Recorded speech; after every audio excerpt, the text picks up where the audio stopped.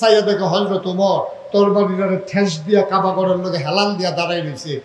হযরত এই উমরের এই দাঁড়ানিটা দেখিয়া আবু জেহেলের দৌড়টা এমনি দৌড় দিয়া আইতে বেশি আজকে এমন একটা হার্ট ব্রেক করছে, টায়ার ফোড়া বন্ধ ছুটে গেছে।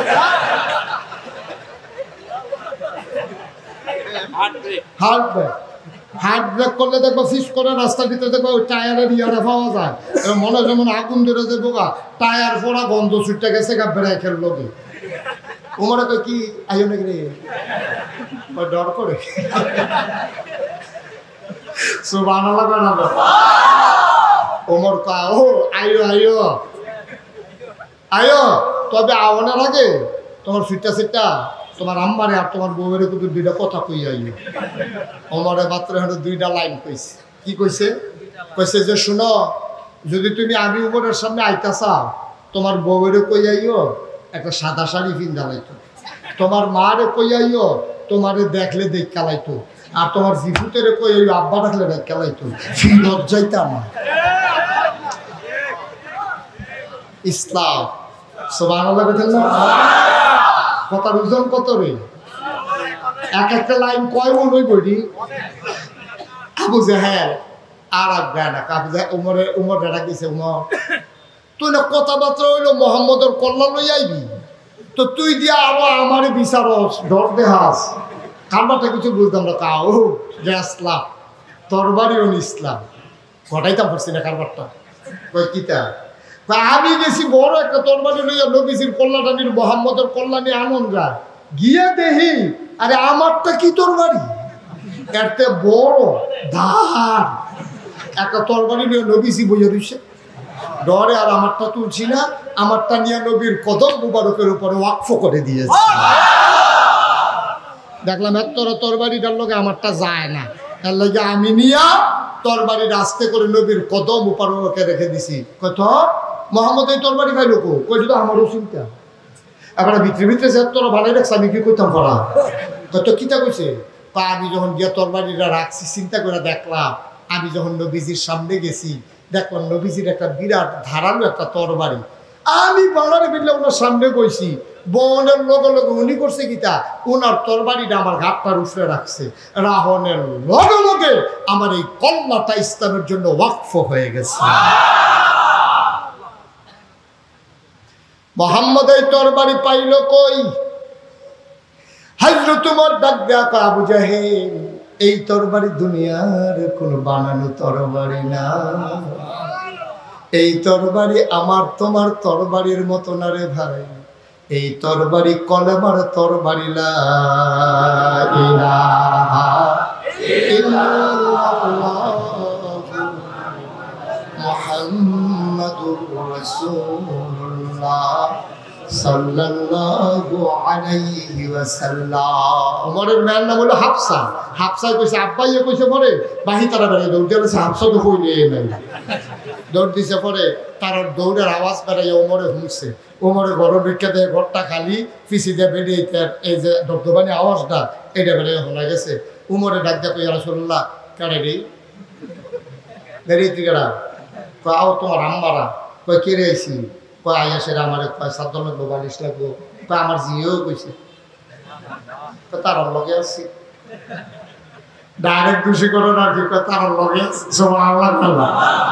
তো উমরের যে কি রাগ নবীজি তো জানে, যদি শুনে যে উমরের জিও আছে কি কারণটা যাইব জিওর উপরে দিয়া কি নবী রে, কথা তো কোনটা করতাম কোনটা হালাইতাম দেরি হইব তো মনে হয় কোনো সমস্যা বলি কথা তো খালি বাইরে আছে কি আছে মার হাবা পানা তো উমরের লগে এই উমরের মেয়ে হাফসার লগে নবীজির কিতা লইয়া জানি কি কথা হইছে।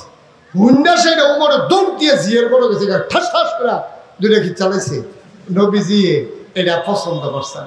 নবীজি কে উমর এটা আমার স্ত্রী, শাসন করলে আমি করব, তুমি গা উঠানো হাত উঠানোটা আমি পছন্দ করি নাই। সুবহানাল্লাহ বলবেন না? কি নবী এটা? আর আমরা হইলে কি থাকলাম বলি কি কাজে করো বাহির কোন দিঘাও আমরা হলো খোঁড়া দিলাম। আর নবীজির প্রেস্টিজে লাগছে আমার বউরে আমার সামনে আমার হৌরে মারবো, আমি কি জামাই? আমি ঠিক কিনা কও? আমি কি জামাই? কি ব্যক্তিত্ব, কি পার্সোনালিটি, সুবহানাল্লাহ কয় না? এখন হযরত উমর যখন কইছে কেনাইডি তো তোমার আম্মারা কই কি রেছি, তার তোমার আল্লাহ রহমত হিসেবে পাঠাইছে, না হলে রাজ্য আর ঘুমাইতে হবে পারলাম না। কই কিতা, কই কেউ বেলে চাদর লাগবো, কেউ বেলে বালিশ লাগবো, কেউ ডুবানি লাগবো, কেউ সাবিস লাগবো। তো তারা দৌড় দিচ্ছে কেন, তোমার দেখে তখন উপরে ডাক দেয়, এই মারা ডরাইবেন নবীরে, না ডরাইয়া ডরায় আমারে ডরান, কিন্তু নবীরে না ডরাই দেন। আবার নবীজি মুস্কি হাসি দেয়া কয়, উমর তোমার কি বোধহয় বেরিয়েতে, তোমার তো শয়তানেও ডরায়। হযরত উমরের জন্য যখন চাদর টান দিয়ে বিছাই দিছে, এই উমর আস্তে করে চাদরটা নিছে, নিয়া কপালে, চোখে, মুখে চুমু খাইতেছে, চোখে লাগে সুবহানাল্লাহ পায় না। নবীজি বললেন, কি খবর উমর? আমি কি এত খারাপ মানুষ ইয়া রাসূলুল্লাহ, দুজাহানের বাদশা নবীর গায়ের চাদরে বসবো, এত খারাপ আমি না। সুবহানাল্লাহ। নবীজি বুঝে ফেলছে, হেদায়েত নসিব হয়ে গেছে। আল্লাহর নবী ডাক দেয়া কয়, ওমর রে, ওমর আমি দুইটা মানুষের ব্যাপারে গত রাত্রে দোয়া করেছিলাম, তুমি নাইলা আবু জাহেল, আমি জানি না আল্লাহ কারে কবুল করেছেন। ওমর ডাক দেয়া কয়, নবী গো, ও নবী আপনি না জানলো আমি জানি, দোয়া কবুল হয়ে গেছে আমি ওমরের ব্যাপারে।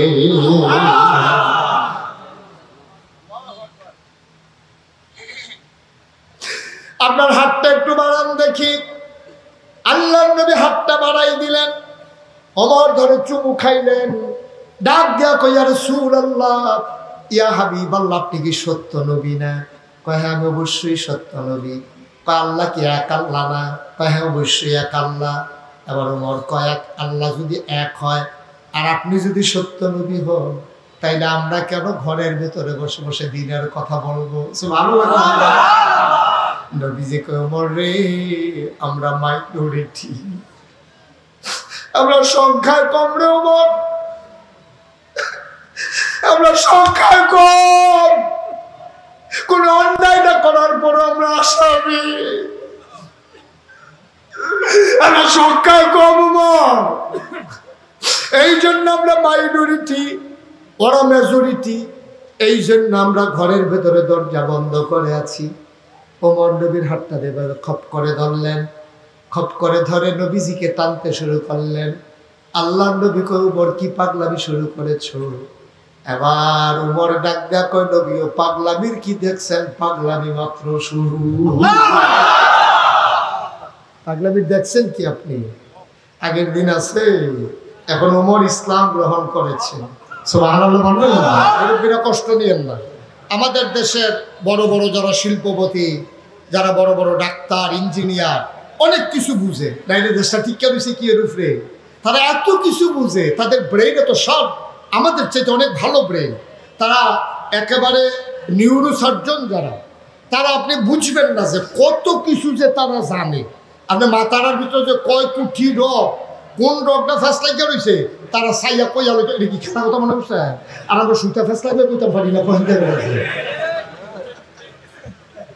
ডাক্তার কত জ্ঞানের অধিকারী, সে ইচ্ছা করলেই একটু কোরআনটা পড়তে পারে, একটু কোরআনটা বুঝতে পারে, কোরআনের ভিতরে তার কি মেসেজটা দেওয়া আছে, সে যেন ওই মেসেজ অনুযায়ী নিজের জীবনটাকে চালাইতে পারে, কিন্তু সেটা বুঝতেও চায় না, জানতেও চায় না, যেতেও চায় না। মুসলমান যারা বুঝেছে তারাই আল্লাহওয়ালা হয়ে গেছে, শয়তানওয়ালা থেকে তারা ফিরে এসেছে। এমনই একজন মানুষ, নাম তার উমর। মানুষ তো অনেকেই ছিল মক্কায়, আল্লাহর নবী দোয়া তো করছিলেন দুইজনের জন্য, কিন্তু কবুল হয়ে গেল একজনের জন্য। আল্লাহ দোয়া করলেন উমরের জন্য, আবু জেহেলের জন্য। দোয়া তো দুইজনের জন্য হলো। নবী ছিলেন মুস্তাজিবুদ দাওয়া, তিনি ছিলেন দোয়া কবুল, তার দোয়া কবুল। তিনি দোয়া করতে দেরি, তার দোয়া কবুল হইতে দেরি নাই। আল্লাহ নবী দোয়া করলেন, আল্লাহ মক্কায় দুইজন বীর পুরুষ আছে, একজন উমর আর একজন আমর, একজন হইল আবু জেহেল আর একজন হইল উমর বিন খাত্তাব। আল্লাহ গো, দুইজন পড়ে গেছে কাফেরের দলে, আমি একা একা কেমনে কি করি? দুইজনের একজন যদি পাইতাম তাইলে দিন প্রচার করা আমার জন্য সহজ ছিল। দরখাস্ত তোমার কাছে, একজনকে কবুল করে নাও। পরের দিন লম্বা ঘটনা বলা আমার উদ্দেশ্য না। নবী বসে আছেন দারুল আরকামে, আরকামের ঘরের ভেতরে নবী সাহাবাদেরকে নিয়ে দিনে আলোচনা করতেছেন। কোরআন মুখস্থ করছে কেউ, কেউ নবীর কথাগুলো লিখে রাখতেছেন। এমন সময় দরজা খটখট করে আওয়াজ হলো। আল্লাহর নবী বললেন, দেখো তো কে দরজা ধরে নাড়া দিল। একজন সাহাবা উঠে গেলেন, তিনি দরজার ফাঁক দিয়ে তাকালেন, দেখে যে হযরত উমর বিন খাত্তাব খোলা একটা তরবারি নিয়ে দরজার মাঝে দাঁড়িয়ে আছে। চোখগুলা তার লাল লাল, কপালে তার ঘাম জমে আছে। তখন মুসলমান মাইনরিটি, অনেক কথা শোনা যায় না। আপনি মাইকে আইয়ান, আপনার কথা শোনা যায় না মাইকে কর। কত কোয়া যায় একটা কথা, কত কোয়া যায় একটা কথা। মাহফিলের কতক্ষণ সময় গেল, আমি একটা ফাইলও আনাইতাম পারলাম না মাহফিলে। মার হাবা করা দাও। এখন হযরত উমর কথা মনে আছে তো নাকি? দরজা দিয়ে এক সাহাবা চুকি মারছে, উকি মারছে, মাইরা দেখে চোখ দুটো এরকম লাল লাল, কপালো গাম, গাল দিয়ে থরথরাইয়া কাঁপতে আছে, হাতের ভিতরে একটা খোলা তরবারি। মক্কা বীর পুরুষদের ভিতরে অন্যতম প্রধান বীর পুরুষ ছিলেন উমর। উমরের জীবনী পড়লেন একবার চমকে উঠবেন। উমরের রাতের মাইর খেয়েছে না এমন বেড়ায় মক্কায় বিছেরা পাওয়া মুশকিল। কথার আগে আপ চলতো, খালি জিগাইছে কি ও শরীরে কিরম, শরীরে কিরম তোরে জিগাইছি ওরা বালা বালা এই বইটান দিয়ে দৌড়ে করে খিচ্ছা কথা কথা করে জিজ্ঞাসা নাউজুবিল্লাহ করতেন না। এই উমরের জাতা খাইছে না, ঘুষি খাইছে না, এইরকম লোকের সংখ্যা খুব কম। এখন এই উমর নবীজি দোয়া করলেন যে একজন দাও। এখন দরজার করানারে উমরে, সুবহানাল্লাহ বলবেন না? উমর যখন করানারে, আবার নবীজি বললেন কে? সাহাবা বলতেছি আল্লাহ রাসূলুল্লাহ। সর্বনাশ, সর্বনাশ! মক্কার বীর পুরুষ উমর তরবারি হাতে নিয়ে দাঁড়িয়ে আছে। নবী কিং কর্তব্য বিমূঢ় হয়ে গেলেন, তিনি চিন্তায় পড়ে গেলেন। ঘরের ভিতরে একটা লাঠি ছোড়া নাই, একটা ছুরিও নাই, দাওয়া নাই, যে ফাটা ফাটা করে কুঁজে দিব এই সুযোগও তো নাই। আর উমরের এত তরবারি আর ঘরের ভিতরে লাঠি ছোড়া কিচ্ছু নেই। এখন নবীজি চিন্তা করতেছেন দরজাটা খুললা দেওয়ানের লগে আউলা ফাতারি কতক্ষণ কুবান শুরু করলে তো কেউ না কেউ তো ফোরবই, আমরা ছাড়া তো আর কোনো কাফের নাই। নবীজি চিন্তা কি করুন। নবী যখন চিন্তা মগ্ন, তখন ওই ঘরটার ভিতরে ছিল নবীর চাচা আমির হামজা। সুবহানাল্লাহ বলেন। দাদাটা কি হস না ডাক? দাদাটা কি হস না ডাক? আমির হামজা আস্তে করে খেলেছে, কয় ইয়া রাসূলুল্লাহ, দেখেন ভাতিজা, কিন্তু এই কথা কয় না, ভাতিজা এই কথা কয় না, কয় যে ইয়া রাসূলুল্লাহ। কয় জি চাচা। কয় যে আপনি আমাকে অনুমতি দেন, দরজাটা আমি খুলি, দরজাটা আমি খুলি, অনুমতি দেন। আল্লাহর নবী চুপ মেরে গেলেন। তিনি ডাক দেয়া কয় চাচা, কোনদিন আব্বা বলে ডাক দিতে পারি নাই, আব্বা দেখিও নাই, আপনারে দেখলে আব্বার কথা মনে পড়ে। দরজা খুলতে যাবেন, উমরের হাতে খোলা তরবারি, যদি আঘাত করে ফেলে কি করবেন? আবার আমির হামজা ডাক দেয়া কয় ভাতিজা, মন্দার ভিতরে সাক্ষী হইছে, কলজার ভিতরে সাহস হইছে, আল্লাহর হুকুম হয়ে গেছে। উমর যদি ভালো ভালো ঘরে ঢুকতে চায় আমি দরজা খুলে দেবো, উমর ঢুকে যাবে, খোদার কসম। আর উমর যদি আঘাত করতে চায়, আমি আমির হামজারে আল্লাহ এমন ক্ষমতা দিছে, আমার তরবারি লাগবে না, উমরের হাতের তরবারি দিয়া উমরের দেহ থেকে কল্লাটা আলাদা করার ক্ষমতা রাখি। শুধু অনুমতি, ও নবী আমার শুধু অনুমতিটা দেন। নবীজি অনেকক্ষণ তাকিয়ে আছেন, ফেলফেল করে, গাল বেয়ে বেয়ে টপ টপ করে পানি পড়ে। আরে আব্বা নাই, যাও চাচা আছে, শত্রুর মুখে তরবারির মুখে চাচারে দিয়ে দেবো, কেমন লাগে? নবীজি বললেন চাচা ঠিক আছে আপনি যান, ফি আমানিল্লাহ, ফি কথা কথা, ফি মানে আমানত কার হাতে? কেউ যদি আল্লাহর হাতে আমানত রাখে, এটা কি কখনো খেয়ানত হয়? আল্লাহর নবী বুদ্ধি করে কইছে, ফি আমানিল্লাহ, আল্লাহর হাতে আপনাকে আমানত। সুবহানাল্লাহ বলবেন না? আল্লাহ আমানত গ্রহণ করে নিলেন। হযরত আমির হামজা তিনি আস্তে করে দরজা খুলে দিলেন। আমির হামজা কয়, যেই মাত্র আমি দরজা খুলে দিলাম, আমি তাকাইয়া দেখি উমরের সামনের চুলগুলা থেকে টপ টপ করে পানি পড়তেছে। আমার মনে হইল ওনার পানি পড়ে না, মনে হয় যেন গোনাগুরু পানি হয়ে ঝরে ঝরে পড়তেছে। না, আমার মনে হয়েছে। আমি যখন দেখলাম মনে হচ্ছে গোনাগুলা ঝরে ঝরে পড়তেছে, আমি জিজ্ঞেস করলাম, উমর কি খবর? আমি দরজা ছাড়ি না, দরজার মাঝামাঝি দাঁড়িয়ে আছে। আমি বললাম, উমর খবর কি? কয় এই ঘরের ভিতরে কি নবীজি নাই? কয় যে হ্যাঁ আছে। কয় গুস্তাখি মাফ কর দিজিয়ে, আমাকে ঢোকার অনুমতি দেন। কয় খবর কি আগে বলো? কয় খবর ভালো, অনুমতি দেন। যখন হযরত উমর মাথা নিচু করে ঢুকলেন, নবীজিও বুঝে ফেলছে কারবার ঘইটা গেছে। সুবহানাল্লাহ। এবার নবীজি লাফ দিয়া দাঁড়াই গেলেন, গায়ের চাদরটা টান দিয়া উমরের জন্য বিছাই দিলেন বসার জন্য। নবীজি দুই জায়গায়, আরেক জায়গায় এসেছে তিন জায়গায়, দুইজন মানুষের জন্য নবীজি গায়ের চাদর বিছাইছিলেন। একজন হলো এখানে উমর, আরেকজন হলো দুধমা হালিমাতুস সাদিয়া। সুবহানাল্লাহ বলবেন না? আচ্ছা, এটা পরে বলতেছি। ওই ঘটনা কোন জায়গায় চাদর বিছাইছিল এটা মনে রাখেন, আপনি মনে রাখবেন। হ্যাঁ, কোন জায়গার মনে ভালো হয়। আমিন কর, জোরে কর। এখন হযরত উমরের জন্য যখন চাদর টান দিয়ে বিছাই দিছে, এই উমর আস্তে করে চাদরটা নিছে, নিয়া কপালে, চোখে, মুখে চুমু খাইতেছেন। চোখে লাগে সুবহানাল্লাহ। নবীজি বললেন, কি খবর উমর? আমি কি এত খারাপ মানুষ ইয়া রাসূলুল্লাহ? দুজাহানের বাদশা নবীর গায়ের চাদরে বসবো, এত খারাপ আমি না। সুবহানাল্লাহ। নবীজি বুঝে ফেলছে, হেদায়েত নসিব হয়ে গেছে। আল্লাহর নবী ডাক দেয়া কয়, ওমর রে, ওমর, আমি দুইটা মানুষের ব্যাপারে গত রাত্রে দোয়া করেছিলাম, তুমি নাইলা আবু জাহেল। আমি জানি না আল্লাহ কারে কবুল করেছেন। ওমর ডাক দেয়া কয়, নবী গো, ও নবী, আপনি না জানলো আমি জানি, দোয়া কবুল হয়ে গেছে আমি ওমরের ব্যাপারে।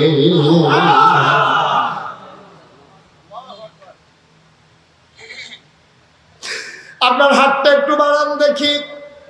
আল্লাহর নবী হাতটা বাড়াই দিলেন, ওমর ধরে চুমু খাইলেন, ডাক দিয়া কই, ইয়া রাসূলুল্লাহ, ইয়া হাবিবাল্লাহ, আপনি কি সত্য নবী না? কয় হ্যাঁ, আমি অবশ্যই সত্য নবী। কয় আল্লাহ কি এক আল্লাহ না? কয় হ্যাঁ, অবশ্যই এক আল্লাহ। এবার ওমর কয়, এক আল্লাহ যদি এক হয় আর আপনি যদি সত্য নবী হন, তাইলে আমরা কেন ঘরের ভেতরে বসে বসে দিনের কথা বলবো? সুবহানাল্লাহ। নবীজি কয়, ওমর রে, আমরা মাইনরিটি, আমরা সংখ্যায় কম রে ওমর, আমরা সংখ্যায় কম। কোন অন্যায় না করার পর আমরা আসামি, আমরা সংখ্যায় কম ওমর। এই জন্য আমরা মাইনরিটি, ওরা মেজরিটি। এই জন্য আমরা ঘরের ভেতরে দরজা বন্ধ করে আছি। ওমর নবীর হাতটা এভাবে খপ করে ধরলেন, খপ করে ধরে নবীজিকে টানতে শুরু করলেন। আল্লাহর নবী কয়, উমর কি পাগলামি শুরু করেছো? এবার উমর ডাক দেয়া কয়, নবী ও পাগলামির কি দেখছেন? পাগলামি মাত্র শুরু।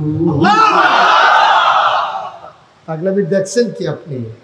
আগের দিন আছে, এখন উমর ইসলাম গ্রহণ করেছে। সুবহানাল্লাহ বলবেন না? মক্কায় কি এমন কোন বীর পুরুষ আছে নবী? ও নবী আমার, মক্কায় কি একটা বীর পুরুষ আছে যে আমার সামনে দাঁড়াইতে পারে? আপনি নাম বলেন দেখি, কে আমার সামনে দাঁড়াইতে পারে? আছে একজন? ওমর আসতে কয় না, আসতে না, আসতে অনেক হইছে। এখন ওমর মুসলমান, উঠেন। নবীজিকে হাত ধরে টেনে উঠালেন। নবী একেবারে কাছুমাচু হয়ে বলতেছে, ওর কি করতেছ? কুমা কাপা করে যাবো না আমরা, এটা আল্লাহর ঘর না, এটা কি দেব দেবীর হাতে ছেড়ে দেবো নাকি?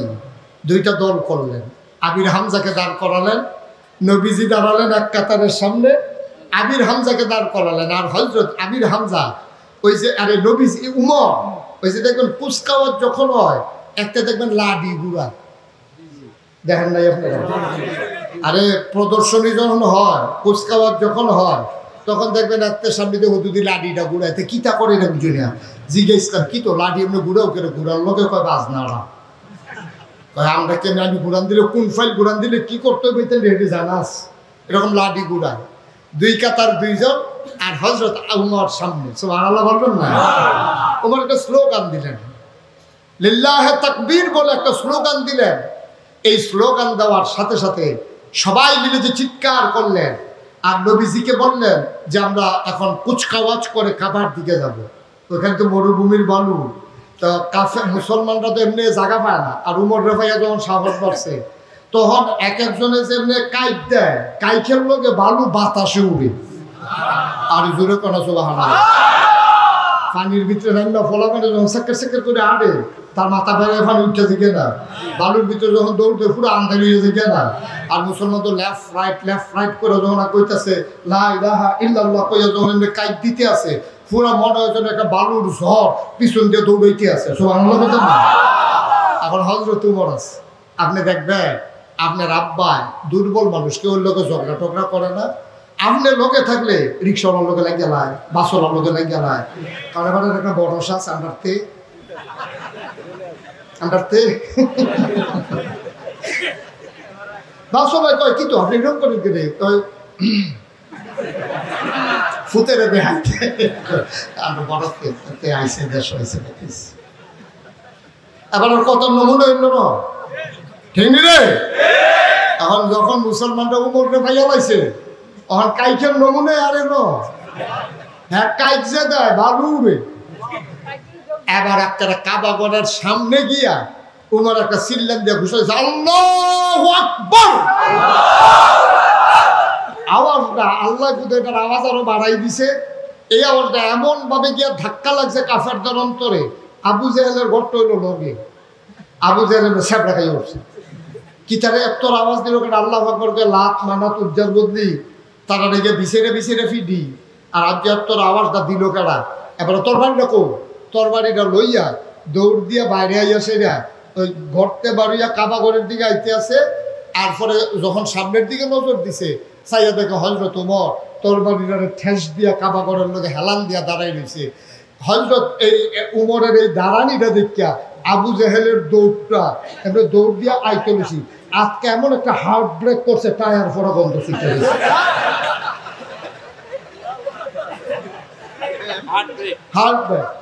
হার্ট ব্রেক করলে দেখবো ফিস করে রাস্তা ভিতরে দেখবো ওই টায়ারের ইয়ারা পাওয়া যায় মনে যেমন আগুন ধরে দেবো টায়ার ফোড়া গন্ধ ছুটতে গেছে গা ব্রেকের লোকে উমরে তো কি আইও নাকি রে ডর করে সুবহানাল্লাহ ওমর কা ও আইও তবে আওয়ানোর আগে তোমার সিটটা তোমার আম্মারে আর তোমার বউয়ের কিন্তু 2টা কথা কই আইও ওমরে মাত্র 2টা লাইন কইছে কি কইছে যে শুনো যদি তুমি আমি উমরের সামনে আইতা চাও তোমার বউয়ের কই আইও একটা সাদা শাড়ি পিন্দা লাইতো তোমার মারে কই আইও তোমারে দেখলে দেখ কালাইতো আর তোমার জিফুতের কই আইও আব্বা দেখলে দেখ কালাইতো লজ্জাইতা না ইসলাম সুবহানাল্লাহ বলেন না কথার ওজন কত রে এক একটা লাইন কয় মন হই বডি আবু জাহেল আর আবগানা আবু জাহেল উমর ডাক দিছে উমর তুই না কথাবার্তা হইলো মোহাম্মদের কল্যাণ লই আইবি তো তুই দিয়া আরো আমারে বিচারস ডর দেহাস কারবারটা কিছু বুঝতাম না কাও যে ইসলাম তরবারিও ইসলাম ঘটাইতাম পারছি না কারবারটা কই কিতা আমি গেছি বড় একটা তরবারি লইয়া নবীজির কল্যাণানির মোহাম্মদের কল্যাণে আনন্দ গিয়ে দেখি আরে আমারটা কি তরবারি এতে বড় ধার একটা তরবারি নিয়ে নবীজি বইয়া রইছে ডরে আর আমারটা তুলছি না আমারটা নিয়ে নবীর কদম মুবারকের উপরে ওয়াকফ করে দিয়েছে দেখলাম এত তরবারিটার লগে আমারটা যায় না এর লগে আমি নিয়া তরবারির আস্তে করে নবীর কদম মুবারকে রেখে দিছি কত মোহাম্মদ এই তরবারি ভাই লোক কই তো আমারও চিন্তা এবার ভিতরে যে তোরা ভালোই রাখছে আমি কি করতাম পড়া কত কিতা কইছে তা আমি যখন গিয়া তরবারিটা রাখছি চিন্তা করে দেখলাম আমি যখন নবীজির সামনে গেছি দেখলাম নবীজির একটা বিরাট ধারালো একটা তরবারি আমি বাংলারে বিল্লা ওনার সামনে বইছি বনের লগে লগে উনি করছে কিতা ওনার তরবারিটা আমার ঘাটটার উপরে রাখছে রাহনের লগে লগে আমার এই কল্যাণটা ইসলামের জন্য ওয়াকফ হয়ে গেছে মোহাম্মদ এই তরবারি পাইল কই? হযরত উমর ডাক দেয়া কয়, আবু জাহেল, এই তরবারি দুনিয়ার কোন বানানো তরবারি না। এই তরবারি আমার তোমার তরবারির মতো না রে ভাই। এই তরবারি কলেমার তরবারি, লা ইলাহা ইল্লাল্লাহ মুহাম্মাদুর রাসূলুল্লাহ সাল্লাল্লাহু আলাইহি ওয়াসাল্লাম। কয় মুহাম্মদ, এই তরবারিটা যখন ঘাড়ের উপরে ফলাইছে, আমি উমরের কল্যাণ ইসলামের জন্য ওয়াকফ হয়ে গেছে। এখন আর আমি আর আমার নাই, আমি এখন ইসলামের হয়ে গেছি, মুসলমানের একজন হয়ে গেছি। সাহস থাকলে আসো, তবে চোখ তুলতে সাহস করে উঠাইও। আগের দিন আর নাই আবু জাহেল, আমার কথাটা মনে রাইখা যা করার কইরো। দৌড় দেওয়ার দরকার নাই, আজকে ঘরে চলে যাও। আচ্ছা বেটাটা কি হস না ডাক? কথা তারা উঠে গেলে তা কি মনে করে, কি মনে করে মনে ধরলো একটা বসান। এই ছেলে আমিন কর, জোরে কর। তোমার ছেড়ে দেওয়া দরকার। উঠলো কেউ কিছু করলেন না, না না এখন কোন কীর্তন গেছে গেল দুজন। একবার চুপ, যে উঠতো না ধাফড়া তুললে মনোদল নাইব, মনোদলে যাইব। এবার দাঁড়াইতেছে আবার হবে কর, জোরে বলো মার হবা। এই উমর বেটাটা কি হস না ডাক, কম না বেশি, কিরকম ডাক? এটা একটা ঘটনা হওয়ার দরকার আছে নিও। মজার মজার কথা কোন জানা, খালি লুকুডনের লেগে রে। মজার মজার কথা শুনো। নবীজি এশার নামাজ পড়ে গেছে, বড় হয়ে গেছে। নবীর বিবি ছিল 11 জন, সংসার করছে এক লোকে 9 জনের লোকে 2 জন। নবীজি জীবদ্দশা থাকা অবস্থায় এন্তেকাল করছে। তো 9 বিবি নবীজি মাত্র ঢুকিয়া সারছে ঘরটা, আম্মাজান আয়েশার ঘরে ঢুকছে। লোকে লোকে গুড়গুড়াইয়া ভাই আসতে চলো খেলাইছে। দরজাটা করে সাইডে কোন বেড দিয়ে লাইছে নবীজি রে। নবীজি কম এটা হুতনের টাইম না, তো তোমরা এখনো সব বেড়ি তাহলে ভিড় করো কি তার। তো তোমরা আমি শুয়ালা নামাজ পড়াইছি, তোমরা এখন এত মানুষের কি? নবী সবাই কয়, ইয়া রাসূলুল্লাহ, আম্মাজান আয়েশা ছিল বুদ্ধিমতী, এবারই বয়স্ক, মাশাআল্লাহ বুদ্ধি পুরানা, সুবহানাল্লাহ কয় না, সাংঘাতিক বুদ্ধি। এবারের যে বুদ্ধি বেশি, এটা নবীজি একদিন কইছে করে তরকারির খেয়াল করা, তরকারির ভিতরে লবণটা যেমন দরকারি, মরিচ ছাড়া তরকারি হয়, হলুদ ছাড়া তরকারি হয়, গরম মশলা ছাড়া তরকারি হয়, লবণ ছাড়া তরকারি দিলে মুহ দমন দেব। তরকারির ভিতরে লবণটা যেমন দরকারি, ইসলামের ভিতরে তোমাদের আয়েশা এমন দরকারি। তাহলে কি বুদ্ধি কম না বেশি? এমন বুদ্ধিমতী আমরা আম্মা, বয়স কম, ছোট আম্মা, বুদ্ধি ভালো। এবারে কইতাছে, ইয়া রাসূলুল্লাহ, ওই তারাবিল আহমের লোকে কি কথা কইব? তো কি কথা? এই বলো, কি কথা বলো? তো একজনে কইতাছে, ইয়া রাসূলুল্লাহ, আমরা কোনো বালিশ নাই, 2টা বালিশ লাগবে। নবীজি কয়, আচ্ছা। আর কার কি কথা? আমরা কোনো সাতদল নাই, একটা সাতদল লাগবে। তোমরা কি?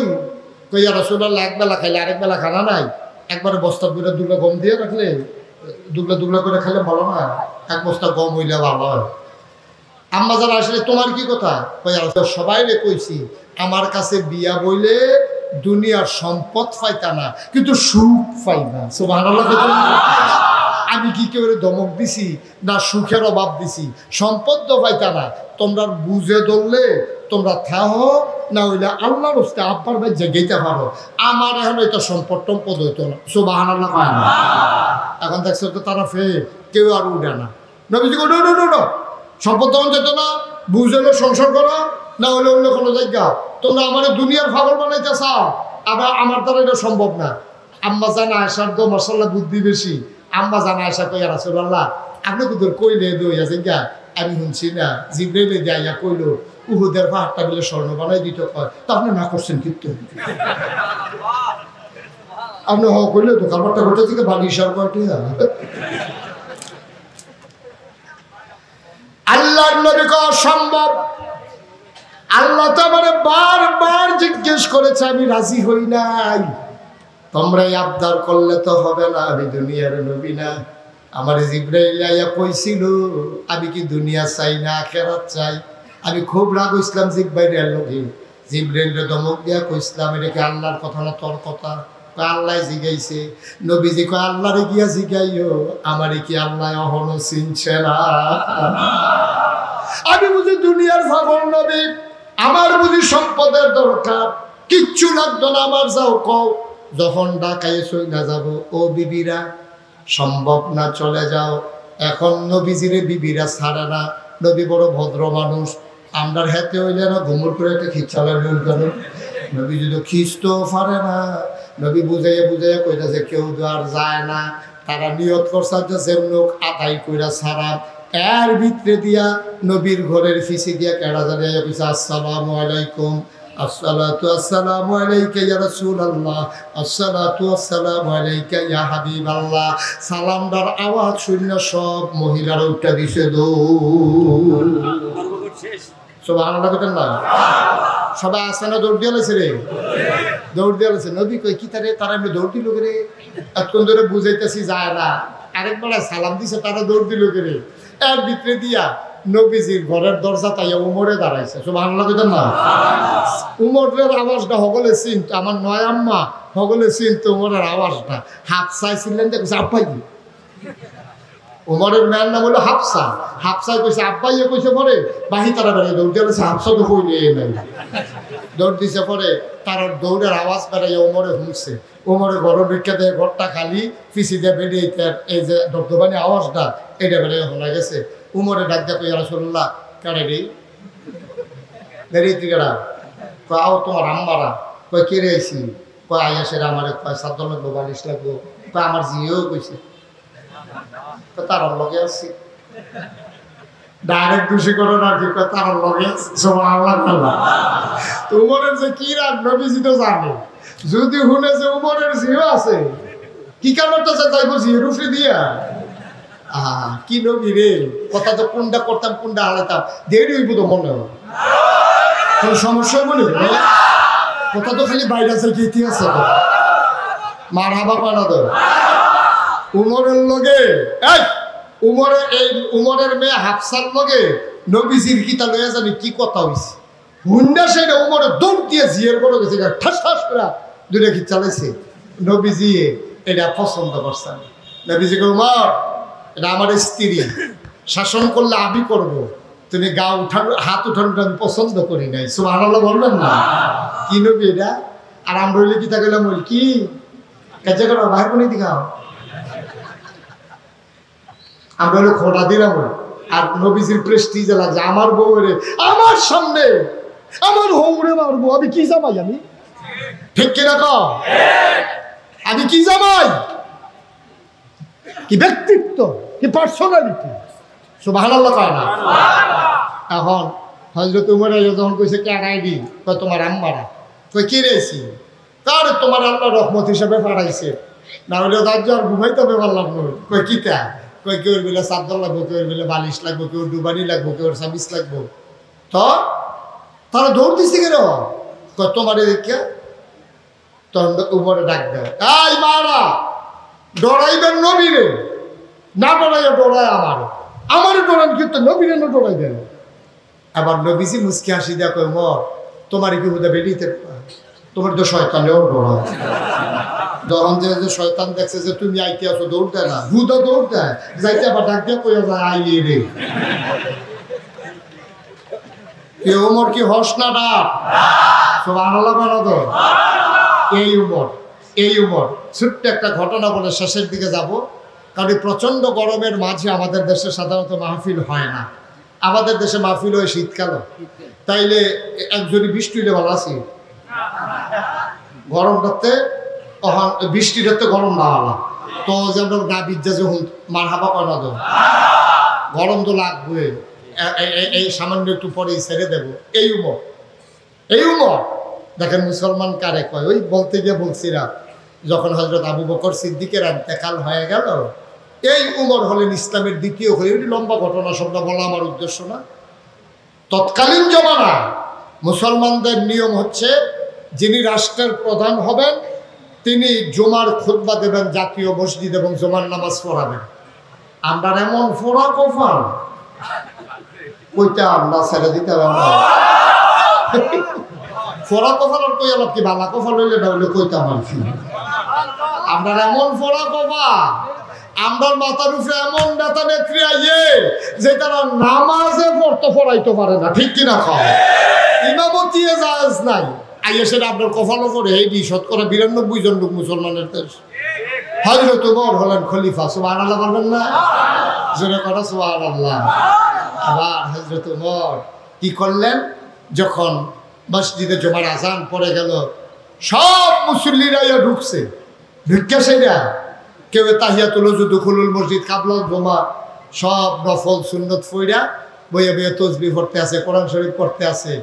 আমরা ইমামের খবর নাই, ইমাম সাহেব নাই।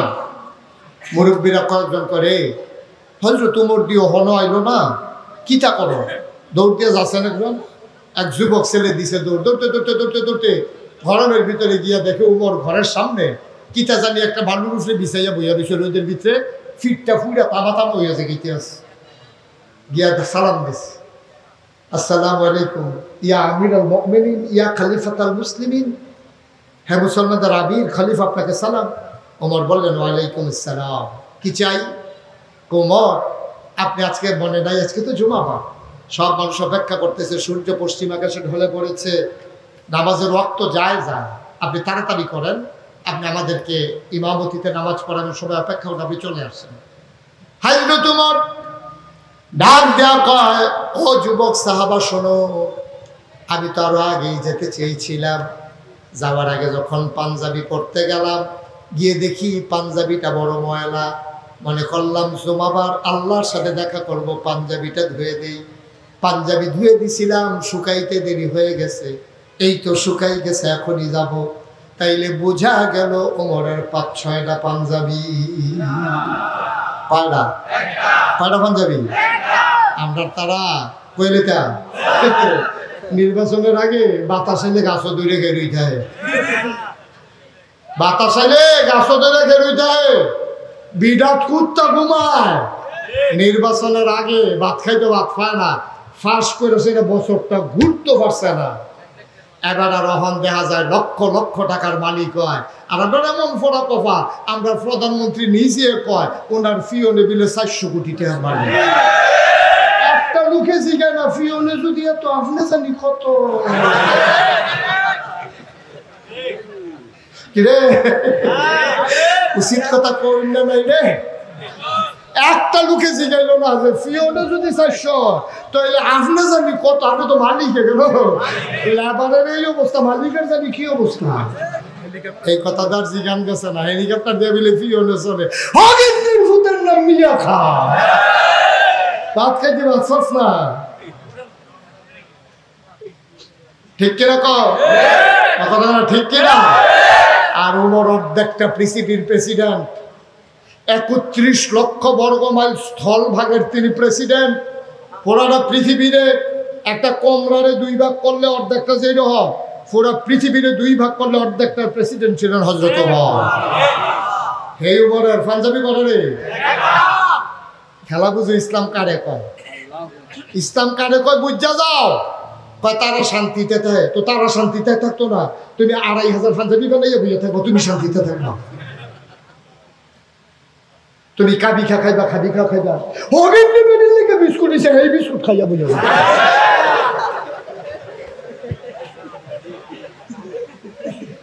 ঠিক কিনা কও?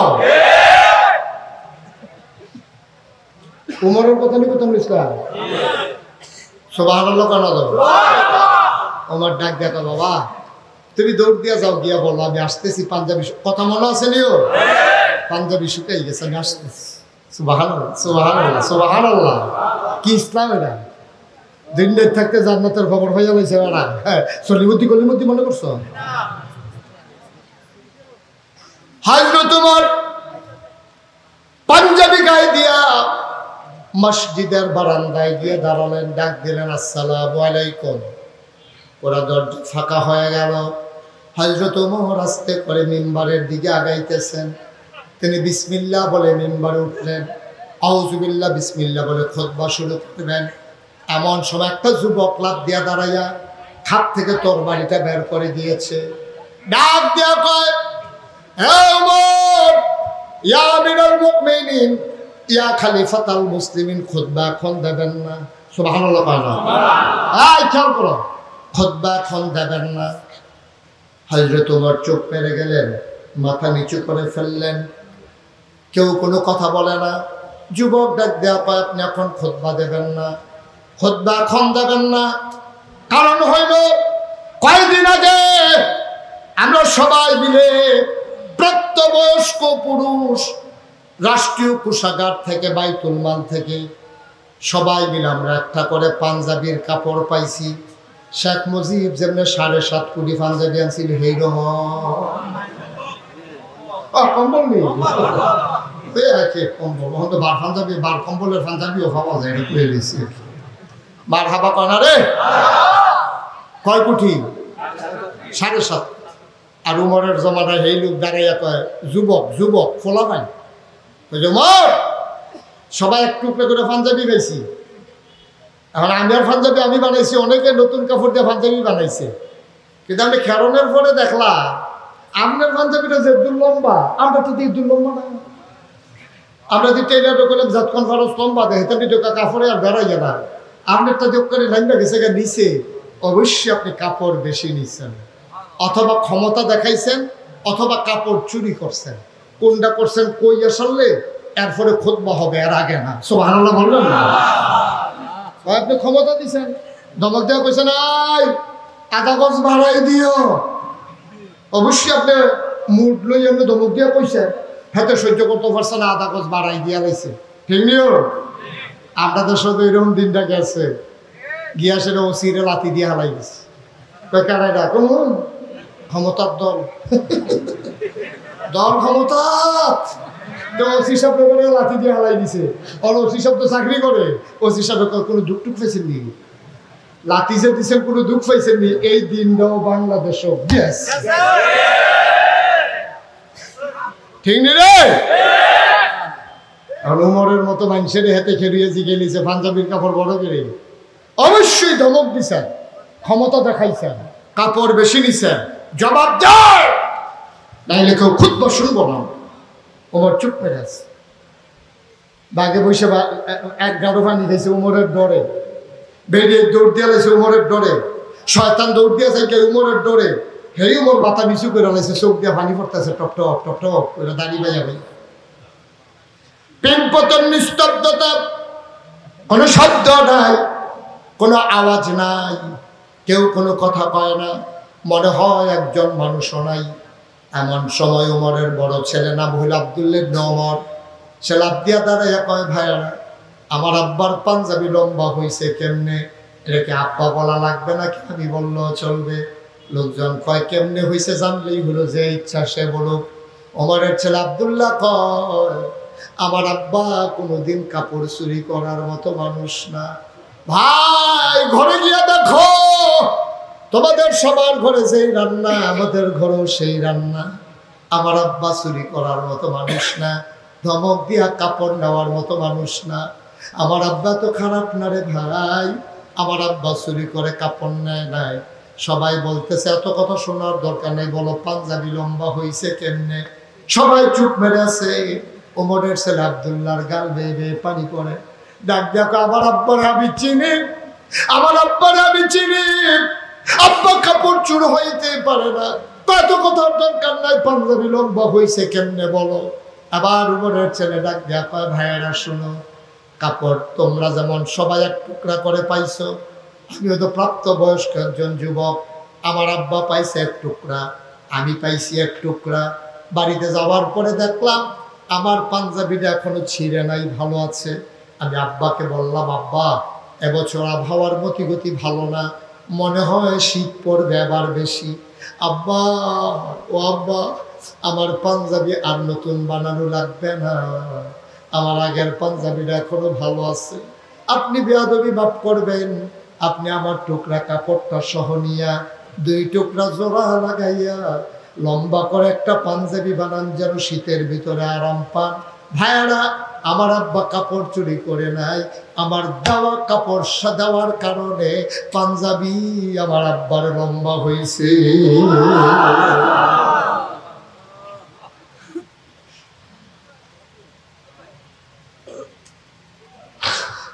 ইসলাম আমরা সেই মুসলমান।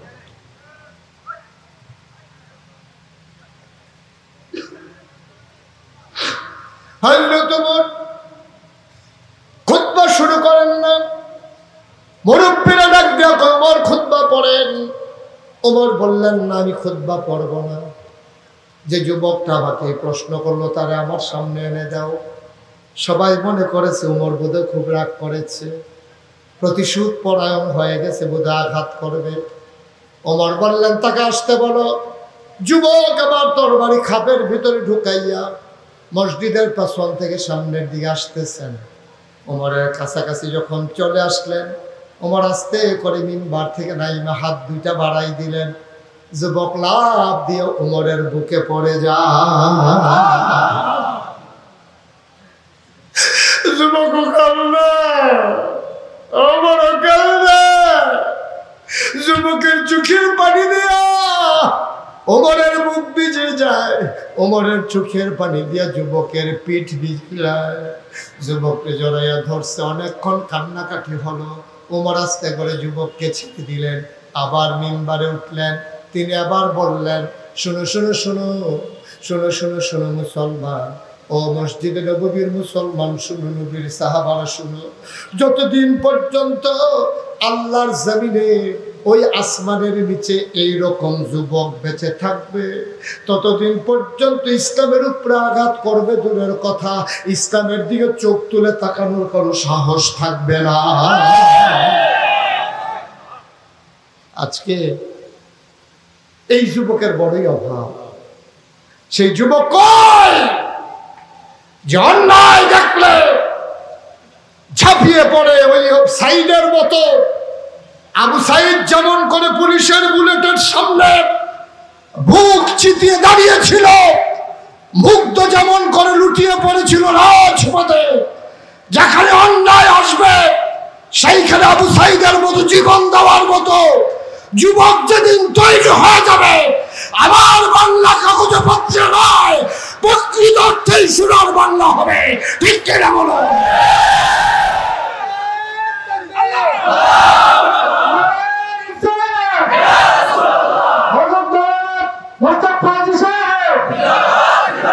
সবাই পড়ে না আমিন।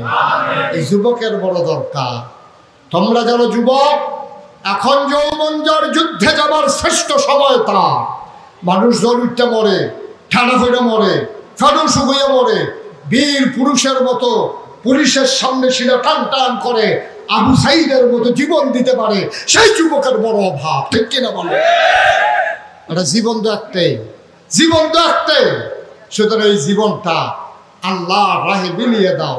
আল্লাহ যখন কবুল করবে করবে, আল্লাহ যেন কবুল করে। সবাই পড়া আমিন। আজকে 33 বছর আমি মাহফিল করি। 33 বছর মাহফিলের জীবনে মাহফিল করতে করতে একটা অভিজ্ঞতা হয়ে গেছে। এখন মাহফিলে কদম দিলে মাহফিলটার ওজন বুঝি, মাহফিলটার ওজন কত। আজকের এই মাহফিলে কদম দিয়া আমার মন সাক্ষী দিয়েছে তোমাদের মাহফিল আল্লাহ কবুল করে নিয়েছে। একটা টুকু আমরা চলে যাব না। এই কবুল হওয়া মাহফিলটাতে আমরা সবাই মিলে দোয়া করব। দরকার আছে নাকি নাই? কথা বলা দরকার আছে নাকি নাই? আমাদের অনেক গুনাহ জমা হয়ে গেছে, আজকে আমরা আল্লাহর কাছে মাফ চাইব। দরকার আছে নাকি নাই? আল্লাহর কাছে মাফ চাইব। সবাই আমরা তওবা করব এবং মাফ চাইব। এর আগে যেহেতু একটা হাফিজি মাদ্রাসা, নুরানি মাদ্রাসা এবং এতিমখানা সহ আছে, এই ছেলেগুলা 3 বেলা খায়। আমার এখানে একটা এতিমখানা আছে, আপনাদের লোক দাওয়াত দিতে গিয়ে দেখে আসছে। আমি বিকালবেলা অনেক সময় এতিম বাচ্চাদের দিকে তাকাইয়া দেখি ওরা কি করে। যার বাপ আছে হেতাতে এই বাপেরতে ফুতে কইয়া কইয়া টাকা নিয়ে বিস্কুট কিনে মুড়ি খায়। আর এই তিন বাচ্চারা দেখি দূরে দাঁড়াইয়া দাঁড়াইয়া ফেল করে তাকাই থাকে, তার আব্বাও নাই, আসেও না, টাকাও সে নিতে পারে। এই তিনগুলা এটা কি করলেন আপনারা? তওবা করে যাবেন না? একটা লোক উঠেন না দয়া করে, তওবা করে তারপরে আমরা যাবো ইনশাআল্লাহ। সবাই করা হবে। এই ইয়াতিমখানা মাদ্রাসায় একটা ছেলের মাথায় আমরা পাগড়ি পরালাম, মাদ্রাসাটা যেন সুন্দরভাবে চলে। এখনো টিনের ঘর মাদ্রাসা আছে খুব কম, এটা একটা ভবন দরকার, মাদ্রাসাটা আগানো দরকার। অ্যাটাচড বাথরুম দিয়ে সুন্দর করে একেবারে ওয়ার্ল্ড ক্লাস মাদ্রাসা বানাই ফেলবেন ইনশাআল্লাহ। কেউ একজন আছেন যে হুজুর আব্বা আম্মার নামে ইয়াতিম বাচ্চাদের জন্য যেই জায়গায় নবীজি বলেছেন কেউ যদি এতিম বাচ্চার মাথায় হাতটা বুলানোর সাথে সাথে তার মাথায় যতগুলো চুল আছে হাতের নিচে পড়লো, ওই পরিমাণ সওয়াব আল্লাহ তার আমল নামায় দিয়ে দেন। সুবহানাল্লাহ বলবেন না? পারবেন? এই প্যান্ডালটার ভিতরে একটা লোক চাই হুজুর দোয়া করে দেন, আব্বা নাই আম্মা নাই, আব্বা আম্মার কবর যেন জান্নাত হয়ে যায়। এই আশায় নুরানি হেফজখানা এতিমখানায় হুজুর আমি দিয়ে দেব 1 লক্ষ টাকা। কয়েক মিনিটের ভিতরে। ছেলে এই কালো গেঞ্জি এদিকে আসো, এদিকে আসো। যেখান থেকে ছিল এখন বউ কি শুরু করছো? একটা লোক দয়া করে উঠবেন না, পারলে দিবেন, না পারলে না, কোনো জুড়ি নেই। জনাব ডাক্তার শামীম আহমেদ আজকের প্রধান অতিথি, আমার ভাই, উনি দেবেন 1 লক্ষ টাকা। বলো মারহাবা। কবুল করো, মঞ্জুর করো, মনের আশা পূরণ করে দাও। দানের হাদিয়া সোনার মদিনায় পৌঁছে দাও। এমন একজনে টেহা দিছি, এবার লেগে দোয়া করন যাইতো না। ডাক্তারের লেগে কে আপনি? ইঞ্জিনিয়ার। আচ্ছা দিব, এবার দিব। আমি ওই ডাক্তারের লেগে দোয়া করি না, কারণ এক মাহফিল এক ডাক্তারের লেগে দোয়া করে। মোবাইলটা রেখে দেন এখন। এক মাহফিল এক ডাক্তারের লেগে দোয়া করে, যে বিপদে পড়ছিলাম ডাক্তারের টেহা দিছে, আমি কইছি আর দিদি আল্লাহ ডাক্তারের কামাই রোজগার বাড়াই দিও। সকলে মাহফিলে খেয়ে গেছে, হুজুর আপনার মতো মানুষের দোয়ার আশা করছি। আমি রেখে খারাপ দোয়া করলাম। তাই ডাক্তারের কামাইবারে কোন সময় আমরা সকলের অসুখ হইলে না, এবার কামাইবারে আপনি একবার কামাইবারে কিন্তু সকলের বিস্তার হতাইলে কি আছে? আপনি এটা কি শুরু করছেন? পরে আমি দোয়া করছি, আল্লাহ ডাক্তারের দুধে ভাতে খাওয়াইও, তারা তো ঘুরে ফিরে হেই রে, এছাড়া সম্ভব না। যখন থেকে আমি আর ডাক্তারের লেগে দোয়া করি না, আল্লাহ যেটা মনে ধরে দিয়ে করবে। মারহাবা বলা দাও। 1 লক্ষ দিছে ডাক্তার সাহেব, 2 লক্ষ দিতে পারে। আছেন একজন 1 লক্ষ টাকা দেবে, আরেকজন 2 নম্বরে কে আছেন? যে হুজুর ইনশাল্লাহ আমি 1 লক্ষ টাকা দিয়ে দেবো। ভাইয়ারা, আপনারা তো এই এলাকার মানুষ, ক্ষতি করতেছেন কোনো মাদ্রাসার? উঠেন না, একটু সময় দেন। এতিম বাচ্চাদের দোয়া পাবেন, আল্লাহ খুশি হবেন। 2 নম্বরে আছেন কেউ 1 লাখ টাকা, 50,000 টাকা। যারা মাশাআল্লাহ, আপনি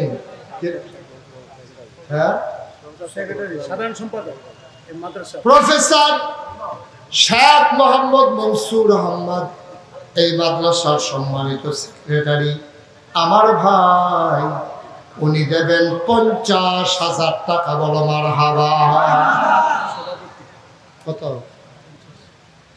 প্রধান অতিথি 1 লাখ, সভাপতি 50। সভাপতি বানাই নিতে হবে। আপনি কি তা করবেন চিন্তা করুন না। আমরা 1 লাখ টাকা দিই না, আমার মাহফিলে অনেক সভাপতি আছে, ওই তো চাই আমি বানাই না। পারবো না? আমি পারবো, ক্ষমতা আছে। 1 লাখ দিলে কি তোমরা সারেনি? বাড়াবাড়ি করো না, আমি সেটা কইয়া দিতে মাইনা চাইও তোমরা। 1 লাখ দিয়ে দেন, কইয়া দিছি আমি, কইয়া দিছি। উনিও মাইনা আমিন কয় না রে। আজকের মাহফিলের সভাপতি জনাব ইঞ্জিনিয়ার মোহাম্মদ মুজাম্মেল হক, আমার ভাই বড় ভালো মানুষ, মন দিয়ে কথা শুনেছে, চোখের পানি ঝরে পড়েছে। আমার ভাইজান দিলেন 1 লক্ষ টাকা, বড় মারহাবা। তাইলে 2 লাখ, আর সেক্রেটারি 50,000 হচ্ছে 2.5 লাখ, আর 50,000 জন আছেন একটা মিলের লেগে। আল্লাহ যে এটারে মিলাইয়া, আচ্ছা কি জানি বলতে চাই। আমি প্রতি মাসে আগামী 1 বছর পর্যন্ত মাসে 10,000 1 বছর প্রতিটা দিয়ে আসতেছি, এখনো সেটা কন্টিনিউশন রাখবো ইনশাআল্লাহ। আর মাহফিল উপলক্ষে 1 লাখ। আর আমি চাই আমার সাথে, আমার একটা ইচ্ছা আছে, মাদ্রাসারা ঠিক মতো এইভাবে কালেকশন করে হতো আমাদের ডেভেলপমেন্ট ওয়ার্ক করতে, কিন্তু মাদ্রাসাটা সবসময় নিয়মিত চলে যাওয়ার জন্য, প্রতি মাসের খরচ ইয়ে করার জন্য আপনি কিছু প্রত্যেক মাসে মিনিমাম একটা দিবে। এই আমি যেমন 313 জনের সদস্য, বদরি সাহাবীর মতো 313 জন, এরকম কয়টা নাম যদি আপনি ওয়াদা করে দিতে পারেন, তাহলে আমাদের মাদ্রাসাটা মাসিক চলতে আসবে। জি বুঝতে পেরেছি। ওর কি নাম? ইঞ্জিনিয়ার সিরাজ ভাই। উনি অনেক সুন্দর কয়েকটা প্রস্তাব দিছে। 1 নম্বরে মাহফিল উপলক্ষে 1 লাখ, এটা মারহাবা আলগালগা কই আল্লাহ। উনি যেহেতু আলগালগা দিছে, আলগালগা কয়েকবার মারহাবা উনি ফান না। উনি 1 লাখ দিছে মাহফিল উপলক্ষে, বলো মারহাবা। বছরে মাসে একবার 10,000 করে, 12 মাসে উনি দিব 1 লাখ 20, বলো মারহাবা। উনি যে প্রস্তাবটা দিছে এটা একটা সুন্দর প্রস্তাব, যে 10টা লোকও যদি 1,000 টাকা করে দেয় নিয়মিত, তত 10,000 হয়ে যায়। তো এটা উনি যেমন বুঝছে, আমরা ইঞ্জিনিয়ার সাথে কোনো কম বুঝে না, কেউ বুঝে নিও। তো এবার যদি মনে করে আমি 1 লাখ দিলে দিছি, মাসে 500 টাকা 5,000 টাকা করে কি হলো, মাদ্রাসাটা সফল লাগতো না। এটা ইনশাল্লাহ হয়ে যাবে কথা। হ্যাঁ দিতেছেন দেখে তো করতে আসছি, না দিলে তো জীবনে উপদান। হ্যাঁ বুঝি নাই কথা। তো যাই গিয়া তারা তো তোমরা লোক, আমি কি আমার লগের লোক যাই গিয়ে গেবে, আমার লগের লোক আমার লইয়ে যাইব। তোমরা লোক যাই গিয়ে আমার কবিতাটা সর হবে না।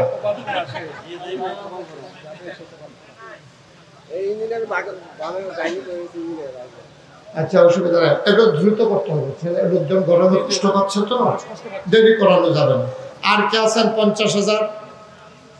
আমাদের 3.5 লাখ হয়ে গেছে, আর উনার তো 1,20,000 মাসে 10,000 আছেই, এখানে হয়েছে 3.5 লাখ। আর কেউ আছেন 50,000 টাকা? এটা 4 লাখ বানাই ফেলি। আল্লাহ আল্লাহ তুমি কবুল করো, কবুল করো, কবুল করো, সবাই কোনো আমিন। 50,000। হ্যাঁ 50 আপনি দিবেন? কে আছেন? 50,000 দেওয়ার মতো একজন আছেন?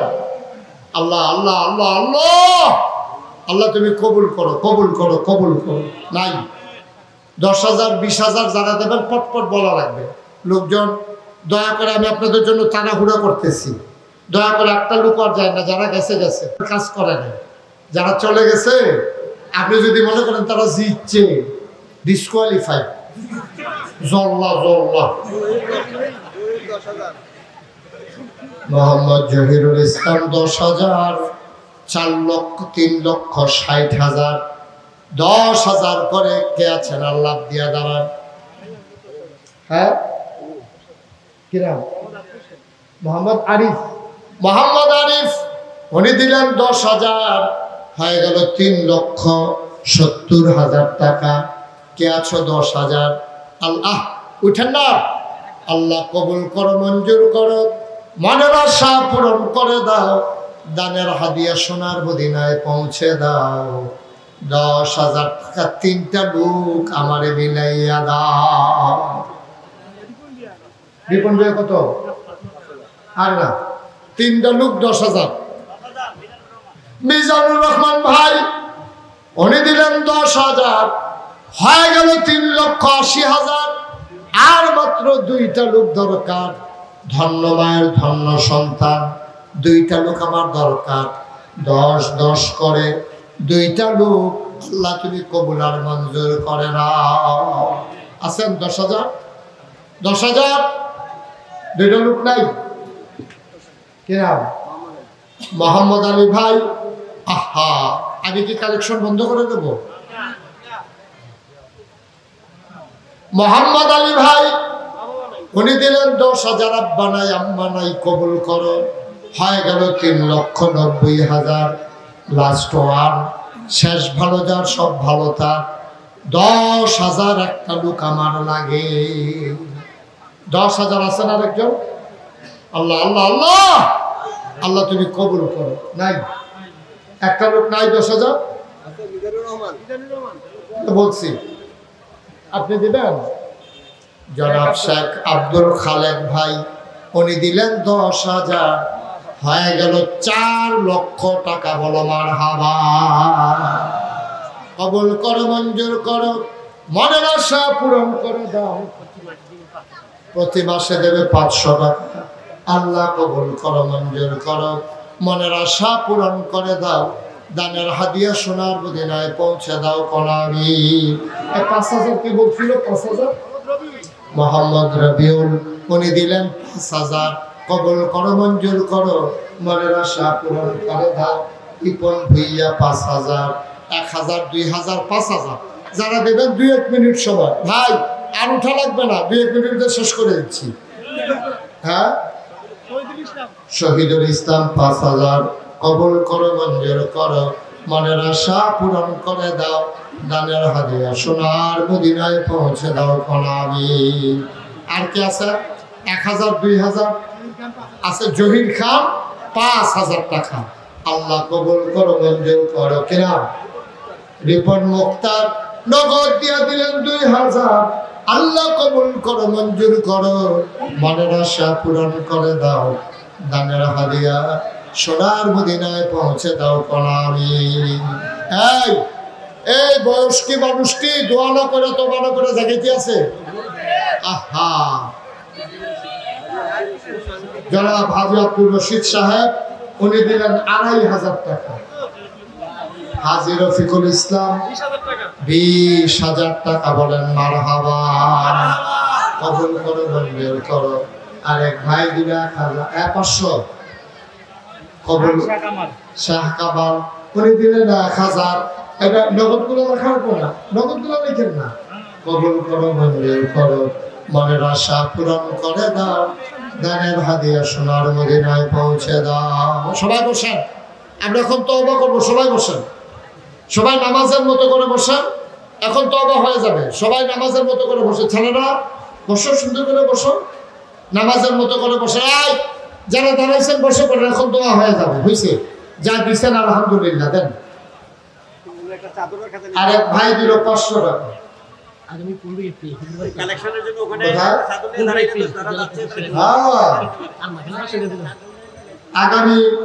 15 এপ্রিল দূর আছে তো দুর্গাপুর।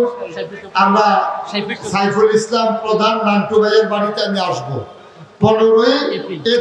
মনে মতো আচ্ছা, মাহফিলও 500 টাকা দিছে। নান্টু ভাইয়ের বাড়িতে আসবো ইনশাল্লাহ 15ই এপ্রিল। আপনারা সবাই সেখানে যাবেন ইনশাল্লাহ। আমরা এখন দোয়া করবো। সবাই নামাজের মতো করে বসেন। আর যারা আমার কলিজার টুকরারা 2-1 লোক একটু চাদর নিয়ে বের হন। 2-1 চাদর নিয়ে বের হন। মহিলা আমার মা বোনেরা যারা আছেন তারা সবাই মিলে শরীর থাকেন। আপনাদের কাছেও ছেলেরা আসতেছে। পাঞ্জাবির ভিতরে নিতে পারো, অসুবিধা নাই। ছড়াইয়ে টড়িয়ে যাও। ছেলেরা আপনাদের কাছে টাকা নেওয়ার জন্য আসতেছে। 100, 200, 10, 20 যে যা পারেন সবাই শরীর থাকেন। একজনও খালি যাইয়েন না। দ্রুত যাও। ভলান্টিয়ার যারা তোমরা ভিতরে যাও।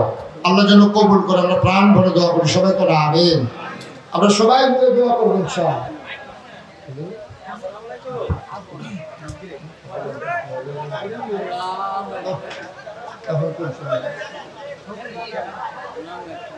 জি সবাই বসান। ছেলেগুলো আসতেছে, কেউ যেন খালি আসে না। আমার সাথে সবাই পড়েন। মহিলারা যেখানে যেখানে আছেন ওখানে আমার ভাইয়েরা যারা আছেন দায়িত্বশীল ওখান থেকেও যে যা দিতে চায় নিয়ে আসেন। আমার সাথে সবাই পড়েন, আউযু বিল্লাহি মিনাশ শাইতানির রাজিম, বিসমিল্লাহির রহমানির রহিম, আস্তাগফিরুল্লাহ। সবাই পড়েন, আস্তাগফিরুল্লাহ রাব্বি মিন কুল্লি যামবি ওয়া আতুবু ইলাইহি লা হাওলা ওয়ালা কুওয়াতা ইল্লা বিল্লাহিল আলিয়্যিল আযীম। হে আল্লাহ, হে আল্লাহ, হে আল্লাহ, ইচ্ছা অনিচ্ছা প্রকাশ্যে গোপনে শয়তানের কুমন্ত্রণায় পড়ে, নফসের তাড়নায় পড়ে জীবনে যত গুনাহ করেছি, কবীরা সগীরা শিরক বেদাত সমস্ত গুনাহ থেকে খালেস অন্তরে তওবা করতেছি। হে আল্লাহ, গুনাহ মাফ করে দাও, তওবা কবুল করে দাও। আশহাদু আল্লা ইলাহা ইল্লাল্লাহু ওয়াহদাহু লা শারীকা লাহু ওয়া আশহাদু আন্না সাইয়্যিদানা হাবিবানা মাওলানা মুহাম্মাদান আবদুহু ওয়া রাসূলুহু সাল্লাল্লাহু আলাইহি ওয়াসাল্লাম। আমিন আমিন আমিন। সবাই পড়েন আলহামদুলিল্লাহ। যে বসে বলুন, হয়েছে হয়েছে, আর ফটোগ্রাফি লাগবে না, বসেন। শুনেন, একটা জরুরি কথা শুনেন। আপনারা আমার দাওয়াত দিতেই গেছিল কে? আপনি। আল্লাহর খাস মেহরবান আপনাদের সেক্রেটারি সাহেব আমার দরবারে গিয়েছিলেন। আপনারা শুনে খুশি হবে, আমাদের যে নাগাইশ দরবার শরীফ কমপ্লেক্স, এখানে 18 একর জায়গা, 1800 শতক। মারহাবা বলবেন না? আমার এখানে 10টা প্রতিষ্ঠান, একটা খানকা, একটা দাখিল মাদ্রাসা, একটা নুরানি মাদ্রাসা, একটা হাফিজিয়া মাদ্রাসা, একটা ধাতব্য চিকিৎসালয়, একটা গণপাঠাগার, একটা গবেষণাগার, একটা ছাত্রাবাস, একটা ইয়াতিমখানা, একটা মসজিদ। আমার মসজিদের কাজ আমরা যে ধরেছি, এটা সোশ্যাল মিডিয়ার সুবাদে সবাই জেনে ফেলেছেন। আমার মসজিদটা বাংলাদেশের ভিতরে অন্যতম একটা মসজিদ। সব জায়গায় শুধু মসজিদ হয়। আপনাদের সেক্রেটারি সাহেব দেখে আসছেন, আমার মসজিদ হলো নিচে হাসপাতাল। মারহাবা বলবেন না? দোতলা 3 তলায় মসজিদ, নিচতলায় 19,000 স্কোয়ার ফুট নিয়ে হাসপাতাল, দোতলায় 3 তলায় মসজিদ। একসাথে নামাজ পড়তে পারবে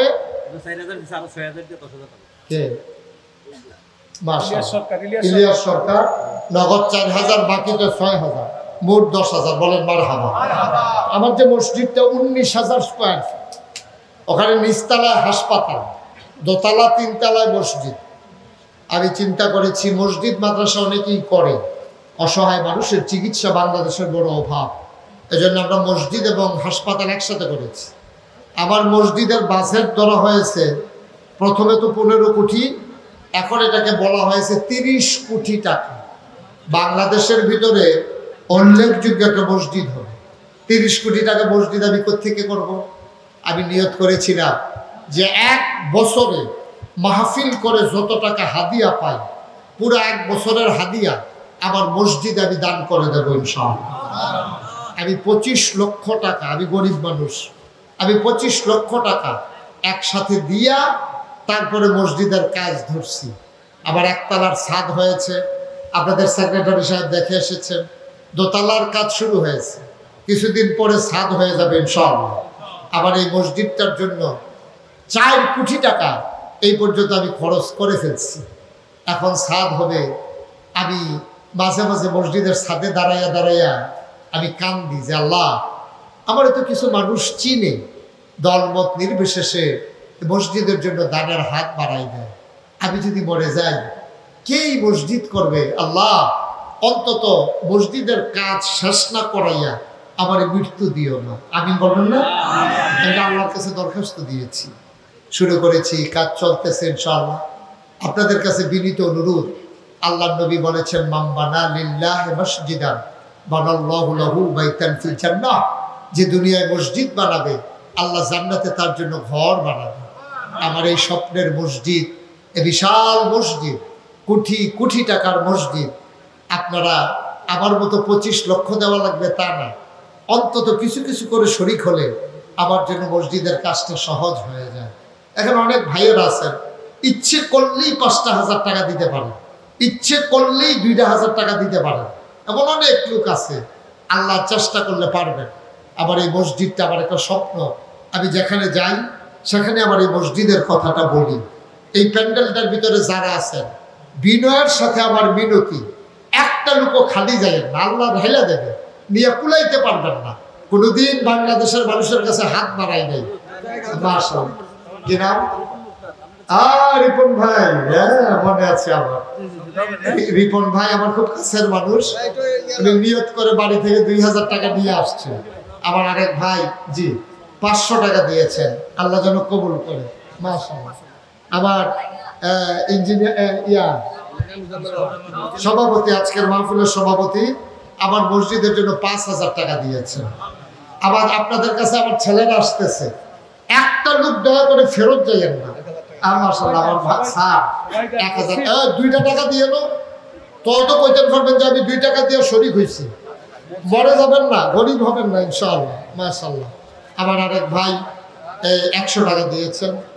আমার মাশাআল্লাহ ইঞ্জিনিয়ার স্যার না ইঞ্জিনিয়ারিং সাইডে যদি কোনো সার্ভিস লাগে জি ইনশাআল্লাহ, ওটা তো একটা ডিজাইন করছে, তারা 10 জন মিলে একটা টিম করে। হ্যাঁ, তারপরে ইঞ্জিনিয়ার সাহেব 2,000 টাকা দিয়েছেন মাশাআল্লাহ, আর ভলান্টিয়ার সার্ভিস দেওয়ার জন্য প্রস্তুত ইনশাআল্লাহ।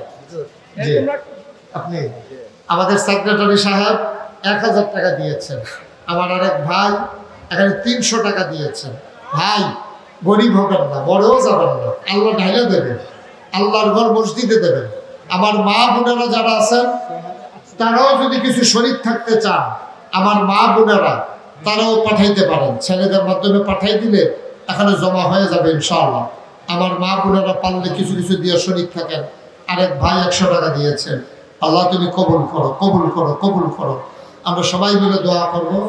জি মাশাআল্লাহ। আর তাহলে বুঝলেন যে ছাত্র মহিলাদের, মহিলা মা বোনেরা যারা যেখানে আছেন, যেই প্যান্ডেলে আছেন, যদি পারেন তাইলে সংগ্রহ করে পাঠাই দিলে মসজিদ পেয়ে যাবে ইনশাআল্লাহ। আল্লাহ যেন কবুল করে। অনেকে অনেক টাকা দিয়েছেন, আল্লাহ আপনাদের এই দান কবুল করুক, আমি মন থেকে দোয়া করি। এখন সবাই মিলে আমরা এটা কি মসজিদে? আচ্ছা না, এটাও রাখেন, গোনা লাগবে না, ভাগ করে দিয়ে দেন। হ্যাঁ মাশাআল্লাহ। কি নাম? মমিনুল হক ভাই, উনি 2,000 টাকা দিয়েছেন। আরেক ভাই 50 টাকা, 200 টাকা। আল্লাহ যেন কবুল করে, সবাই করে আমিন। হ্যাঁ মাশাআল্লাহ, মাশাআল্লাহ। আরেক মুরব্বী বাবা 100 টাকা দিয়েছে। আল্লাহ যেন কবুল করে, সবাই মিলে একটু দোয়া করি। হ্যাঁ আল্লাহুম্মা আমিন। রব্বানা যালামনা আনফুসানা ইন লাম তাগফির লানা ওয়া তারহামনা লানাকুনান্না মিনাল খাসিরিন। রব্বানা আতিনা ফিদ দুনিয়া হাসানাতাও ওয়া ফিল আখিরাতি হাসানা ওয়া কিনা আযাবান নার। আয় আল্লাহ তাআলা, আমাদের জীবনের গুনাহগুলো তুমি মাফ করে দাও। এই জীবনে আমরা আর গুনাহ করব না। এই মাদ্রাসাটাকে তুমি কবুল আর মঞ্জুর করে নাও। অনেক ভালো ভালো মানুষের সাথে আজকে এসে দেখা হয়ে গেল মাওলা। তুমি মাওলা এই সমাজটাকে কবুল আর মঞ্জুর করে নাও। আমাদের যারা কবর দুলারে তুমি মাওলা জান্নাতের টুকরা বানাইয়া দাও। যারা অসুস্থ শিফায়ে কামেলা নসিব করে দাও। যার যত অভাব আছে দূর করে দাও। যার যত পেরেশানি আছে উদ্ধার করে নাও। আমি আসি আর না আসি, আজকের এই মাহফিল উপযুক্ত খাদেম দিয়া তুমি মাওলা কবু কায়েম আর দায়েম করে রাখো। আমাদের সেক্রেটারি সাহেব প্রফেসর ভাই আব্বাও নাই আম্মাও নাই, পাশেই কবরস্থানে ঘুমিয়ে আছেন। এই কবরস্থানে তোমার যে বান্দারা ঘুমিয়ে আছে সবগুলা কবর তুমি মাওলা জান্নাতের টুকরা বানাইয়া দিও ইয়া রাব্বাল আলামিন। একদল আলেম নাকি আছে যাদের চেহারার দিকে তাকাইলে গোনা ঝরে ঝরে পড়ে যায়। আমি গুনাহগারের চেহারা এমন চেহারা বানাইছো আল্লাহ। আয় আল্লাহ, যত মানুষ দোয়া চাইছে আর চাইবে সবগুলা হাত তুমি মাওলা কবুল আর মঞ্জুর করে নাও। যত মানুষ দোয়া চাইছে আর যত মানুষ দোয়া চাইবে সবগুলা হাত তুমি মাওলা কবুল আর মঞ্জুর করে নাও। রব্বানা ফাগফির লানা যুনুবানা ওয়া কাফফির আন্না সাইয়্যাতিনা ওয়া তাওয়াফফানা মাআল আবরার। বৈষম্য বিরোধী আন্দোলনে নতুন করে স্বাধীনতা দিতে গিয়ে আমার দেশের যারা জীবন দিল সবাইকে শহীদ হিসেবে কবুল আর মঞ্জুর করে নাও। তাদের আব্বা আম্মার জন্য সান্ত্বনা দেবার ভাষা আমার জানা নাই মাওলা। তোমার কুদরতের মাধ্যমে সবরে জমিন ইখতিয়ার করার তৌফিক দান করে দাও। আমিন আমিন আমিন ইয়া রাব্বাল আলামিন। বিহাক্কে কলমায়ে লা ইলাহা ইল্লাল্লাহু মুহাম্মাদুর রাসূলুল্লাহ। একটি প্রশ্ন আসছে যে আরাফা রোজাটা এই বছর 2024 সালের যে আমাদের সামনে ঈদ আছে, আরাফার রোজাটা আসলে কবে রাখবেন? এটা কি সৌদি আরবে আর হিসাবে রাখবেন না বাংলাদেশের হিসাবে রাখবেন? দেখেন, আরাফাতের রোজার ব্যাপারে হাদিস যেভাবে এসছে সেখানে আরাফা শব্দটি উল্লেখ আছে যে আরাফাতের রোজা 1 বছরের গুনাহকে মাফ করে দেয়। যেহেতু আরাফা শব্দটি উল্লেখ আছে সেজন্য একদল ওলামায়ে কেরামের বক্তব্য হচ্ছে আরাফাতের রোজা আরাফাতের দিনেই রাখবে, ওই দিন রাখবে যেদিন হাজিরা আরাফাতে অবস্থান করেন। আর কিছু কিছু কিছু ওলামায়ে কেরাম বলেছেন যে না, বাংলাদেশের হিসাবে যেদিন 9 তারিখ হবে সেদিন তারা রোজাটা রাখবেন।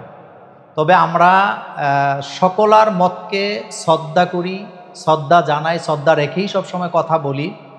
প্রথম কথাটি হচ্ছে 9 তারিখের রোজার ব্যাপারে হাদিসে এসছে, আরাফাতের দিন উল্লেখ করেও হাদিসে আসছে। তাই আপনি যদি চান তাহলে 2টা রোজা রাখুন, একটা 9 তারিখে রাখুন আর আরেকটা 8 তারিখ চাঁদের, অর্থাৎ যেই দিনটাতে হাজিরা আরাফাতে অবস্থান করবেন ওই দিন রাখেন, তাইলে আপনার আর গ্যাপ পড়ল না। কিন্তু যারা বললেন যে আরাফাতের রোজা আমাদের দেশে 9 তারিখে রাখতে হবে, তো ওই দিন কিন্তু হাজিরা অলরেডি মিনায় চলে যান বা তাদের কিন্তু ঈদের দিন হয়ে যায়। সেজন্য আমরা পরামর্শ দেই যে আরাফাতের রোজা হাজিরা যেদিন আরাফাতে থাকবেন যে অবস্থানে ওই দিনই রাখবেন। তবে আপনি 9 তারিখও যেহেতু রোজা রাখার কথা আছে, আপনি 9 তারিখেও রাখেন, তাহলে আপনি 2টা রাখেন। কিন্তু আমরা পরামর্শ দেই যে আপনি আরাফাতে যেদিন হাজিরা থাকবে ওই দিন আপনি রোজাটা রাখবেন। 9 তারিখে রাখলেও রাখতে পারেন, কিন্তু এগুলা নিয়ে ঝগড়াঝাটি করা, একজন আরেকজনকে গালাগালি করা, একজনের মতকে আরেকজনের তুচ্ছ তাচ্ছল্য করা, এটা করা উচিত হবে না আমাদের। এটা করা আমরা চাই না। এবং আলেম ওলামাদের মধ্যে ভ্রাতৃত্ব তৈরি হওয়া দরকার।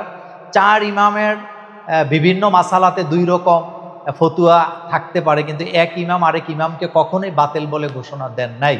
কিন্তু আমাদের দেশে যখনই আমরা একটা মতের লোকেরা কোনো কিছুকে কোরআন হাদিসের দলিল দিয়ে কথা বলি, আরেক দল আবার এটাকে তুচ্ছ তাচ্ছল্য করে কথা বলে। আমাদের দেশে যেভাবে আমলটা চালু আছে সেভাবে তারা করার জন্য উৎসাহ করতে চান। সেজন্য আমি সকলকে অনুরোধ করব, দেখেন কাদা ছুড়াছুরি বন্ধ করেন। আরাফাতের রোজা আপনি ইচ্ছা করলে 9 তারিখ 8 তারিখ 2টা রাখতে পারেন, ইচ্ছা করলে শুধু 9 তারিখে রাখতে পারেন। তবে আমরা সবচেয়ে বেস্ট মনে করছি যেদিন আরাফাতে হাজিরা থাকেন সেদিন রোজা রাখেন। প্রশ্ন আসছে সর্বনিম্ন কত টাকা থাকলে একজন লোক কুরবানি দিতে হবে? দেখেন, অ্যাডাল্ট পারসন ব্যক্তির কাছে যদি সারা বছর তার সংসার পরিচালনার পরে এই পরিমাণ টাকা থাকে, 52.5 তোলা রূপার দাম, অথবা এই পরিমাণ টাকা যেটা দিয়ে কুরবানি করা যায়, একটা ছাগল কিনা যায়, একটা ভেড়া কিনা যায়, একটা দম্বা কিনা যায়, অথবা একটা গরু কিনা যায়, তাইলে সে কুরবানি, উট কিনা যায়, সে কুরবানি দিবে। তা আমাদের দেশে একটা ছাগল কিনতে পারবেন না সংসার চালাবার পরে, এই শ্রেণীর মানুষ একেবারেই কম। কিন্তু অনেকে খাসির গোশত বা ছাগলের গোশত খায় না বলে, বকরির গোশত খায় না বলে গরু দিয়ে কুরবানি দিতে চান, তবে কারো কাছে যদি একটা ছাগল বা বকরি কেনার টাকা থাকে তিনি কুরবানি দিবেন। সেটা কখন? সেটা হলো ঈদের দিনগুলোতে, অর্থাৎ জিলহজ মাসের 10, 11, 12 এই সময়টাতে কারো কাছে যদি এই পরিমাণ সম্পদ থাকে, যেই পরিমাণ সম্পদ থাকলে পরে উনি কুরবানির পশু খরিদ করতে পারবেন। এবং পশুটা কি হবে? সেটা বকরি হতে পারে, দুম্বা হতে পারে, ভেড়া হতে পারে, তাইলে তিনি কুরবানি করবেন। একটি গুরুত্বপূর্ণ প্রশ্ন আসছে, এটা অনলাইনের যুগ, অনলাইনে ব্যবসা বাণিজ্য চলছে। প্রশ্নটি এসছে যে কুরবানির পশু অনলাইনে খরিদ করা যাবে কি না। দেখেন, আমাদের দেশে না, শুধু সারা পৃথিবীতে অনলাইনে এখন বেচা কিনা হয়। বাই এবং মুশতারির যে শর্তগুলো আছে, অর্থাৎ বিক্রেতা এবং ক্রেতার মধ্যে যে শর্ত, মালটা বুঝে নেয়া, দেখে নেয়া, মালের মধ্যে কোনো কিছু গোপন না করা। তো সেম, আপনি কাপড় কিনতেছেন, আপনি আপনার টি শার্ট কিনছেন, পাঞ্জাবি কিনতেছেন, অথবা যে কোনো ড্রেস আপনি কিন্তু অনলাইনে কিনতে পারতেছেন। যেহেতু অন্য পণ্য আপনি কিনতে পারতেছেন এবং যারা বিক্রেতা তারা কিন্তু আপনাকে এটার মান কি, দাম কত, সব কিছু আপনাকে বলার পরে আপনি ওইটা কিনেন। সেম কুরবানির পশু আপনি অনলাইনে কিনতে পারেন, কোনো সমস্যা নাই। এটা আমাদের দেশে বা সারা পৃথিবীতে এখন এটা চলছে। গরুটার ওজন কতটুকু, গরু জবে করার পরে কতটুকু ওজন থাকতে পারে, সেটা কিন্তু তারা ডিটেলস দিয়ে দেয়। এটার হাইট কত, ওজন কত, চামড়ার মানে আয়তন কত, সব কিছু কিন্তু ওরা দিয়ে দিচ্ছেন। তো অনলাইনে আপনি নিতে পারেন, কোনো সমস্যা নেই। তবে এক্ষেত্রে অবশ্যই যিনি বিক্রেতা তিনি যেটা দেখাচ্ছেন, যেটার ব্যাপারে তথ্য দিচ্ছেন, অবশ্যই সেই মালটা সে দিবে। যদি না দেয় তাহলে সে গুনাহগার হবে। আর নর্মালি আপনি অনলাইনে কোনো কুরবানির পশু খরিদ করলে আপনার কুরবানিতে কোনো সমস্যা হবে না, আপনি ওইটা দিয়ে কুরবানি দিতে পারবেন। যদি পশুতে বড় ধরনের কোনো খুঁত না থাকে, তার যদি পা ভাঙা না থাকে, অথবা যদি সে ল্যাংড়া না হয়, কানা না হয়, তাহলে আপনি ওইটা দিয়ে কুরবানি দিতে পারবেন। তার মানে দাঁড়াইলো আপনি অনলাইনে গরু, ভেড়া, দুম্বা, খাসি আপনি কিনতে পারেন, কোনো সমস্যা নেই। একটি প্রশ্ন আসছে, বন্য গরু বা গয়াল ইদানিং আমাদের দেশে লালন পালন করা হচ্ছে খামারগুলোতে, এই গয়াল দিয়ে কুরবানি করা যাবে কিনা। দেখেন, কোরবানি আপনি কোন কোন পশু দিয়ে দিতে পারবেন এটা হাদিসে স্পষ্ট উল্লেখ করা আছে, কিন্তু সেখানে গয়াল শব্দটি নাই। সেখানে আছে ওট, গরু, ভেড়া, দুম্বা, ছাগল, এই পশুগুলি দিয়ে আপনি কুরবানি দিবেন। মহিষের ব্যাপারে আলেম ওলামাদের মধ্যে একতেলাফ আছে। কোন কোন আলেম ওলামা বলেছেন যেহেতু মহিষটা গরুর মধ্যেই পড়ে, এটা লালিত পালিত হয়, তাহলে মহিষ দিয়ে কুরবানি দেওয়া যাবে। কিন্তু এটা একদল ওলামায়ে কেরাম বলেছেন বন্য কোনো পশু দিয়ে আপনি কুরবানি দিতে পারবেন না। যেমন হরিণ দিয়ে আপনি কুরবানি দিতে পারবেন না। বনে যেগুলা বাস করে এটা যদি হালালও হয় আপনি সেটা দিয়ে কুরবানি দিতে পারবেন না। তারপরে আপনি ঘোড়া দিয়ে কুরবানি দিতে পারবেন না। সেম আমি মনে করি গয়াল দিয়ে কুরবানি দেওয়া উচিত নয়। গয়াল খাওয়া জায়েজ আছে, এটা আপনি মাংসের চাহিদা মিটাবার জন্য, গোশতের চাহিদা মিটাবার জন্য লালন পালন করেন, আপনি খান, এতে কোনো সমস্যা নাই। কিন্তু গয়াল দিয়ে কুরবানি দিবেন না, কারণ এটা বন জঙ্গলে থাকে। আর এটা হলো হাদিসের মধ্যে গয়াল দিয়ে কুরবানি দেওয়ার ব্যাপারে কোনো হাদিস শব্দে আসে নাই, এবং হাদিসে স্পষ্ট বলা আছে কোন কোন পশু আপনি কুরবানি দিবেন। উটের কথা আছে, গরুর কথা আছে, ভেড়ার কথা আছে, এরপরে আপনার ছাগলের কথা আছে, দুম্বার কথা আছে। সুতরাং এগুলি দিয়ে আপনি কোরবানি করবেন। আর আমাদেরকে সতর্ক থাকা উচিত এই কারণে, গয়ালটা মূলত বনে জঙ্গলের একটা প্রাণী, এটার নামই গয়াল, এবং আপনি দেখবেন এটার মাথার সাইজও ভিন্ন টাইপের। তো সুতরাং গয়াল শুধুমাত্র খাওয়ার জন্য লালন পালন করেন, এতে কোনো সমস্যা নেই, কিন্তু এটা দিয়ে আপনারা কুরবানি দিন। একটি প্রশ্ন আসছে, ওজন করে কুরবানির পশু খরিদ করা যাবে কি না।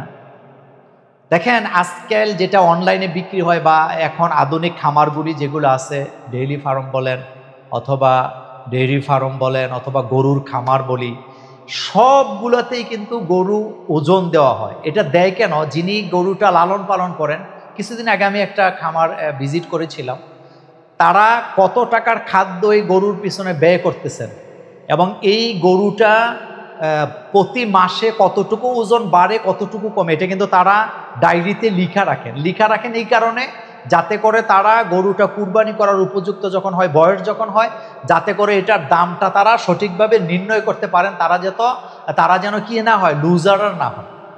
তো এই ক্ষেত্রে একটা লোক খামারের মালিক, সে তার গরুটা এভাবে লালন পালন করলেন, তাহলে উনি এটা হিসাব রাখা, এটার ওজন কত এবং এটা দিয়ে বিক্রি করলে কুরবানি দাতার কুরবানি নষ্ট হবে না।